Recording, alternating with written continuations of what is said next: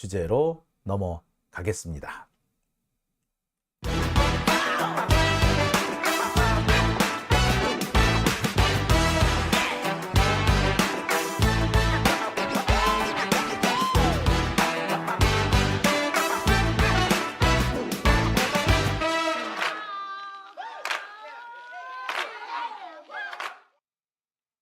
네, 오밤중의 뉴스 함께하고 계신 지금 시각이 12시 32분을 지나고 있습니다.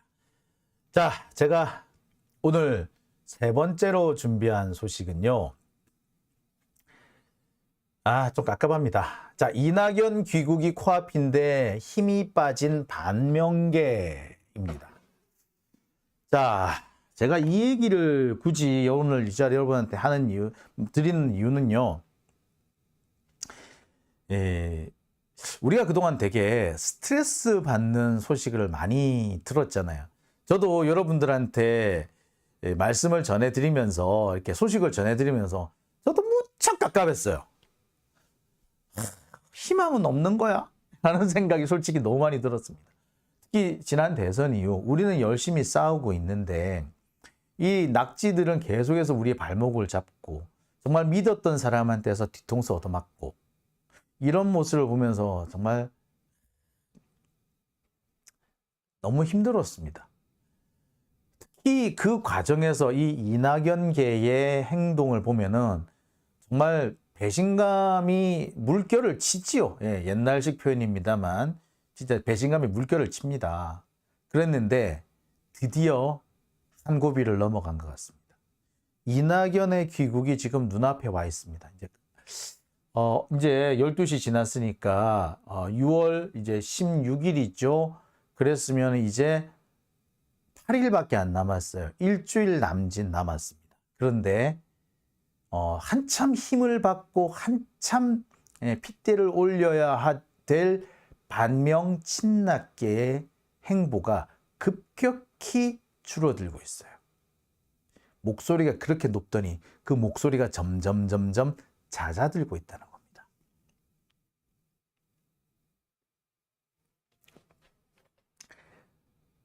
이낙연은 24일에 귀국합니다. 자신의 귀국과 관련해가지고 이런 얘기를 했죠. 정치를 하겠다는 얘기는 했어요. 내가 해야 할 몫이 있다고 생각한다. 내가 해야 될 일이 있다고 생각한다. 라고 했기 때문에 정치에 복귀하겠다는 얘기는 명백히 했습니다. 그러면서 모두까기 윤석열도 잘못했고 이낙연도 잘못했다는 식으로 했죠. 자, 김종민인가요? 얘는 또 엉뚱한 데 나가가지고 또 이상한 소리를 하고 있습니다. 윤석열이 저렇게 못하는데 이렇게 민주당 지지율이 안 오른다. 아니, 민주당 지지율이 안 오르는 건 솔직히 그 낙지들 때문에 그런 거 아닙니까? 낙지들이 지지자들을 얼마나 맥빠지게 하는데. 자, 민주당 지지하시는 분들은요. 이낙연이든 아니면 이재명이든 윤석열과 잘 싸우는 사람을 지지하고 싶은 거 아닙니까? 그죠? 이낙연이 윤석열과 잘 싸운다면 우리 그래 그동안에 기분 나빴던 거 다 있고 그래 같이 한번 해보자 라고 할 수 있어요. 지지해 줄 수도 있다고 봐. 저도 그럴 수 있어요. 저 개인적으로 이낙연 엄청 열받기 싫거든요. 이낙연 그 지지한다는 그 똥파리들한테 피해본 거 엄청 많거든요. 하지만 지금이라도 이낙연이 윤석열하고 싸우는데 집중을 한다면 내 구원 다 잊고 내가 지지해 줄 수 있어. 근데 문제는 뭐다? 이낙연계는 지금 하는 꼬라지가 뭐야? 계속해서 하는 짓이 이재명하고 싸우지 윤석열하고 싸우지가 않잖아. 계속. 왜 민주당 지지율이 안 오른다? 그 수박들 때문에 안 오른 거 아니야? 수박들 때문에 열받는 거 아니야? 얼마나 맥 빠지는데. 내가 이렇게 맥 빠지는데 보통 시민들은 얼마나 맥이 빠지겠냐고요. 자, 어쨌거나 총선에는 안 나간대요. 이 말은 달리 무슨 말을 하는 거냐? 사실상 당권을 쥐겠다. 나 당권 갖고 와. 나 당 대표 할래. 요 얘기인 거예요. 정치는 하는데 국회의원 안 한다는 건 뭘 말한다? 내가 당 대표 하겠다는 것이고 이것은 차기 대선을 노리겠다. 이 말이 되는 겁니다. 자, 이것은 당권을 노린다는 얘기도 사실 여러 가지 의미로 보이는 건데 지금 당장 당권에 도전한다는 의미일 수도 있고 자, 경우에 따라서는 내년 8월, 내년 총선이 끝나고 8월쯤에는 뭐가 있다? 예, 또 당대표 선거가 있을 예정이에요. 거기를 또 갈 수도 있는 거죠. 어떻게든 간에 당권을 노릴 겁니다. 하지만 문제는 6월에 귀국했기 때문에 내년 8월까지 기다릴 수는 없죠. 그렇다면 1년 이상 쉬어야 된다는 얘기야. 총선도 안 나갈 건데 그걸 해서 뭐 할 거야? 예, 그 전에 당권을 노리겠다. 이재명을 내쫓겠다. 이 말인 겁니다, 사실. 자, 그렇다면 지금쯤 친낙 반명계는 엄청나게 이재명을 죽이려고 총력을 다해야 될 시점이에요. 반명 친낙계가 그동안 주장해왔던 이른바 전권 혁신이, 이거는 여러분들도 알고 있고 저도 알고 있다시피 이거는 누구를 염두에 둔 거다? 이낙연을 염두에 둔 거예요. 이낙연한테 당권 넘기고 이재명 너 나가, 이 말이나 똑같이 살려는 드릴게, 당권 넘겨, 이 말이었단 말이에요. 이게 이낙연의 얘기였습니다. 그리고 여기에 맞춰가지고 반명 친낙계는 일을 해왔습니다. 그래서 계속 이재명 죽이려고 지난 1년 동안 단 하루도 시비를 안 건 날이 없지 않습니까? 계속 시비를 걸어왔던 거예요. 근데 이제 드디어 그 힘이 빠졌는지 지난 1년 동안을 돌아봤을 때 가장 잠잠해졌어요. 아니, 잠잠하진 않지. 계속 떠들고 있지. 활발하게 더 떠들고 있지만 그에 비하면은 효과가 안 나옵니다. 심지어 이 적폐 언론들의 관심도 부쩍 떨어졌어요. 왜? 왜 그렇죠? 자, 혁신위원장 선임할 때 지금 혁신위원장 놓고 오늘 이제 김은경 교수님으로 확인이 됐지만 그다음에 이대경 씨 선임했다고 생쇼를 했잖아요. 그거 왜 그렇게 했어요? 예. 그거 다 결국에 그 이낙연 자리인데 누구한테 넘겨주냐 그 말인 거예요. 근데 이렇게 거세게 반발을 하고 있지만 후딱 적폐 언론들로부터도 조명을 못 받고 있습니다. 확실히 확연하게 기운이 빠진 게 보여요. 자, 당장 이 송갑석이를 보자고요. 송갑석, 이원욱, 윤영찬이 지금 엄청나게 설치고 있습니다. 얘들의 행보가 특히 변동된 건 없어요. 하지만 그럼에도 불구하고 파급 효과는 부쩍 감소했습니다. 아까도 말씀드렸듯이 언론의 주목도도 완전히 떨어져 있어요. 똑같은 얘기를 했을 때 두어 달 전만 해도 엄청나게 조명받았을 얘기들이 지금 언론 보도량부터 확실히 줄었단 말이에요. 특히 송갑석이 나름 작심하고 떠든 얘기가 당의 주인은 당원이 아니라 국민이다. 국민의 뜻을 따라야 된다. 이딴 소리를 했는데 참. 그래서 갑석아, 네가 국민의 뜻을 안다고? 참. 쥐가 국민의 뜻을 안다. 이런 오만방자한 새끼가 어딨어? 지는 알고 우리는 몰라? 지는 참이고 우리는 거짓이야? 이런 개새끼가 있냐고 이게. 이거야말로 개새끼죠. 지만 안다는 거 아니에요 이게. 다른 당원들, 다른 지지자들은 국민의 뜻을 모르고 나는 안다. 이 말이지. 이런 개 같은 소리가 어디 있어요. 얼마나 비아냥되는 소리가 나왔겠습니까. 집단에는 엄청 신경 쓴다. 국민 운운하가면서 했는데 국민파리를 했는데 그게 오히려 마이너스가 되죠. 왜? 자, 왜 이렇게 됐을까? 자, 근데 이 친낙계들이 헛소리 하는 게 어제 오늘의 일은 아니잖아. 어제 오늘의 일이 아닌데 그 전까지만 해도 헛소리를 함에도 불구하고 그 적폐 수고 언론들이 다 받아 써줬잖아. 그죠? 근데 왜 지금은 이렇게 바짝 영향력이 줄었을까? 얘들이 설치는 건 비슷한데 여파가 확실히 줄어드는 거야. 왜? 두 가지 요인이 있을 수 있다고 저는 봅니다. 그 시작은 사실은 뭐다? 이 돈봉투 사건과 관련이 있습니다. 이 돈봉투 사건, 사실은 검찰도 검찰이지만 이 친낙계, 반명 친낙계 얘네들도 이 돈봉투 사건을 이재명을 공격하는데 쓸 좋은 소재라고 생각을 했던 것 같아요. 돈봉투 사건의 대부분의 연루자는 어려 보면은 이낙연계에 훨씬 가까운 사람이지만, 그렇지만 이거를 검찰은 이거를 빵 터트림으로써 친명 반명계의 내부 분란으로 일으키려고 하려고 했고, 반명계는 반명계대로 이걸 가지고 이재명을 공격하는 포인트로 삼으려고 그랬는데 이게 지금 뜻대로 안 풀렸죠. 첫째, 검찰이 수사가 잘 안 됐어. 잘 안 돼버린 겁니다. 수사가 영 희미하게 돼버렸어요. 두 번째, 결정적으로 한동훈이 그 헛소리를 했죠.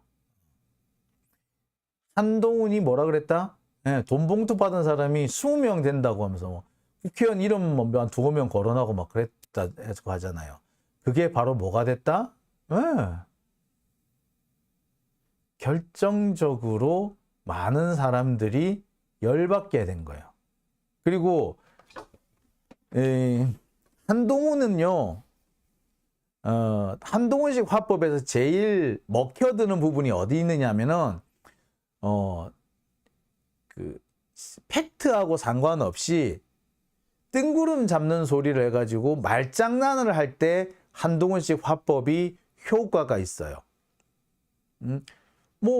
사실이 아니면은 아니라고 얘기를 해보든가, 요런 식의 얘기, 요런 거는 효과가 있는데, 내가 증거가 너무 확실해, 생생한 증거가 포함되어 있어, 이런 얘기를 하면 오히려 또 헛소리 하고 있네, 이런 얘기가 되는 거야. 지난번에 돈봉투 부스럭거리는 소리 같은 얘기예요. 돈봉투 부스럭거리는 소리, 한동훈 지 입장에서는 결정적인 거라고 막 생각했겠죠. 하지만 듣는 사람들 다 뭐라 그랬어요? 까고 있네. 이번에도 똑같은 거예요. 한동훈 입장에서는 이거 누구 있고 생생하게 생방송이 되듯이 뭐 이렇게 다 있어요 이렇게 했는데, 그 말 듣는 순간에 까고 있네 이 새끼, 그럼 우리까지 다 집어넣겠다고? 라는 얘기가 되는 거야. 자, 한동훈식 화법의 최대 단점은 팩트를 얘기를 해야 할 때, 즉 팩트라고 그러면 이상하니까 사실관계, 자기가 생각하는 거든 누가 생각하는 거든 하여튼 사실관계를 설명해야 할 때 한동훈식 화법은 결정적으로 문제를 일으킵니다. 과장이거든. 과장, 어처구니 없는 수식어, 필요가 없는 얘기들을 갖다 붙여서 사실관계의 신빙성을 확 떨어뜨린단 말이에요. 그러니까 사실관계랑 상관없이 말싸움, 꼬투리 말 잡고 말싸움하는 데는 한동훈식 화법이 상당히 유용하지. 근데 사실관계를 얘기할 때 이거는 이거고 저거는 저겁니다 라고 얘기해야 될 때 한동훈식 화법이 확 들어가면은 양념을 친다고 집단에 치는데, 그게 누가 보더라도 신빙성을 확 떨어뜨리는 거야. 돈봉투 부스럭거리는 소리, 생생한 생방송 들을 때 깨고 있네 새끼. 야, 돈봉투 주는데 그렇게 생생하게 되는 경우 어디 있니? 라고 된단 말이야. 그럼 까보든가 틀어보든가. 못 틀잖아. 자, 한동훈 보세요. 틀리면 아니라고 얘기해 보시든가 라고 하지. 똑같이 생생한 녹음? 틀어보든가. 못 틀고 있잖아 지금. 왜 그렇게 했어요? 자, 바로 이 부분인 거예요. 한동훈은 사실관계와 상관없는 다른 얘기를 할 때, 사실관계가 붕 떨어져 가지고 말싸움 할 때는 효과적인 화법이나, 사실관계를 얘기해야 될 때는 누가 보더라도 신빙성이 확 떨어지는 화법인 거예요. 그러니 돈봉투 사건을 어떻게든 간에 이재명 공격용으로 이끌어 가야 하는 중요한 대목에서 맥이 확 빠지게 된 겁니다. 게다가 아까도 말씀드렸듯이 수사 자체가 안 됐어. 그리고 집중을 해야 될 포인트를 잘못 짚은 거죠. 20명이나 돼요. 그러면 뭐가 돼? 그래서 나도 잡아간다고? 그래, 해봐라. 이렇게 되는 거지. 한동훈은 뭐 틀렸나요? 이러지만 틀렸고 나발이고 떠나서 네 말이 기분 나빠. 두 번째, 네 말이 나는 못 믿겠어. 신빙성이 떨어지는 말을 한 거예요. 지는 뭐 틀렸나요? 내가 틀렸으면 틀렸다 얘기해봐 이러고 하지만 그런 말 자체부터가 신빙성 확 빠지네 이렇게 돼버리는 거예요. 그걸 모른다는 거죠. 어쨌거나 그 결과 돈봉투 사건은 검찰 혹은 이 반명 친낙계가 생각한 것과는 전혀 다른 방향으로 움직였고 오히려 친낙계의 활동 범위를 좁혀버린 겁니다. 그들이 서식할 수 있는 토양을 잠식해버린 거죠. 이것이 다시 정치권의 태풍이나 어떤 정치권의 그 바람을 일으키려면 새로운 계기가 마련되고 상당한 시간이 흘러야 될 겁니다. 이미 포인트를 놓쳐버린 거지. 돈봉투 사건과 관련해 가지고 구속 체포 동의안이 왜 6월 초에 올라왔겠어요. 사실은 이낙연 건이랑 같이 묶어보려고 그랬던 거야. 그래서 체포 동의안이 통과되면 통과되는 대로 안 되면 안 되는 대로 이재명을 공격해 가지고 이재명이 못 견디게 해서 그 자리를 이낙연이 차지할 수 있도록 하고 싶었는데 결정적으로 그것을 무산시킨 게 누구? 그 잘난 한동훈이가 한 거예요.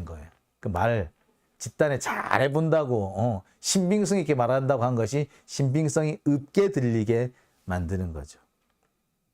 제가 그런 말씀 드린 적 있죠. 검사들이 혐의 입증에 자신감을 보인다라고 하면 사실은 혐의 입증을 못하고 있다는 얘기라고. 혐의 입증에 자신감을 보이려면 증거관계를 명확하게 설명해버리면 땡이야.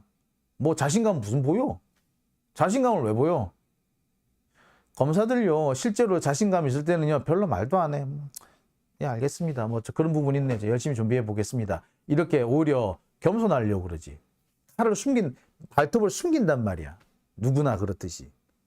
재판이라는 게 상대방이 뭘 가지고 올지 모르잖아. 아무리 검사들이 우월한 자리에 있다 하더라도 그래요. 발톱을 숨겨요. 오히려. 그런데 검사들이 걱정하지 마세요. 이 사건은 확실한 거예요. 그런 걸수록 실은 뭐다? 자신 없는 사건이거든. 근데 그런 화법이 누구한테 그대로 배웠다? 한동훈인 거야. 즉 전혀 생생하지 않은 거야. 그러니까 오히려 생생하다고 큰 소리 치는 거고. 돈봉투 빠시락거리는 소리. 돈봉투 빠시락거리는 소리 한번 틀어봐라 그러면.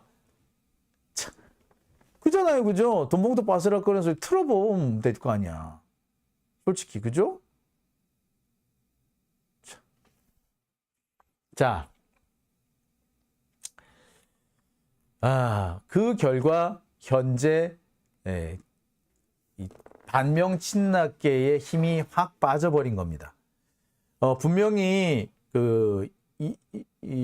이래경 씨를 혁신위원장에 선임을 했다가 이 사람 선임을 철회하는 과정에서 사실 이재명 대표의 정치적 타격이 좀 있었어요. 근데 그 정치적 타격을 이 반명 친낙계가 별로 활용을 못했죠. 이게 한두 달 전 같았으면 얘들 벌써 난리를 쳤을 거야. 그래서 진짜 며칠째 계속 그 얘기만 계속 파고 들었을 텐데 그렇지 못하잖아요. 물론 여기에 결정적으로 실수한 사람이 한 사람 더 있죠. 권칠승 의원이 쓸데없이 천안함 그 양반을 끌어들이는 바람에 오히려 실수를 좀 오히려 상쇄시키는 상황이 돼버렸습니다. 여튼 지금 상황으로 보자면 힘이 빠져버렸다. 문제는 이렇게 되니까 얘들로서는 비상이 걸릴 수밖에 없죠. 이낙연 입장에서는 난감한 거지. 귀국하기로 했다는 날짜는 다가오는데 가서 한동안 손가락 빨고 있어야 되는 거야. 그렇다고 국무총리까지 하고 전직 당대표까지 했던 사람이 당장 이재명하고 맞짱을 뜨는 모습을 보이기는 쉽지가 않아요. 안 그래도 지금 이미지가 안 좋은 판에 국무총리까지 했어. 정직 당대표까지 했다는 사람이 현직 당대표로 흔든다? 별로 꼬라지가 안 꼬라지지. 자기 친낙계의 다른 국회의원들이 설쳐줘서 자연스럽게 분위기가 조성되게끔 만들어져야 되는 거지. 그게 되겠어요. 근데 지금 상황에서는 안 되는 거야. 그럼 당연히 이낙연 입장에서는 지금 골치 아프게 생겼어. 직접 나설 수는 없어. 그런데 다른 반면계들 지금 힘이 빠져 있어. 비상이죠, 지금. 지금 같은 상황이면요, 이낙연은 중요한 포인트에서 뒷짐지고 있어야 될 상황이 높습니다. 그리고 이낙연이 들어와서 조금이라도 엄한 짓을 하는 순간에 오히려 이재명 대표의 반격이 가해질 가능성이 크고, 오히려 그것이 당 대의원제 폐지 문제라고 이어질 수밖에 없어요. 그리고 그런 상황이 조금만 더 가면은 바로 10월달 공천하고 이어져 버립니다. 그렇게 되면은 공천 룰 작성하는 과정에서 날려버리는 상황까지도 가능해지는 거죠. 자, 어떻습니까? 지금 이낙연계 입장에서 비상이 걸릴만 하죠. 사실 제 꾀에 넘어간 거예요.